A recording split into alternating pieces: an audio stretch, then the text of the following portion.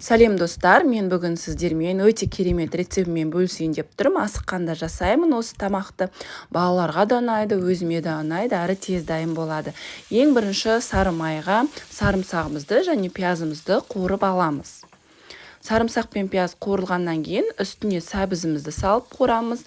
Одан кейін фарш, тартылған етімізді салып, тұздаймыз, бұрыштаймыз, дәмдеуіштер қосып, оларды да бір 10 минут қуырып аламыз. Фарштарыңыз қуырылғаннан кейін үстіне томатный паста, не болмаса осындай аппетит гаджика үйде болса, соны қоссаңыздар болады. Одан кейін үстіне су құямыз. Енді спагеттиларды осылай екіге бөліп, осының үстіне саламыз. Осы жерде суларыңыз аз болса, үстіне тағы да су құйып, дәміне қарай тұз салсаңыздар болады.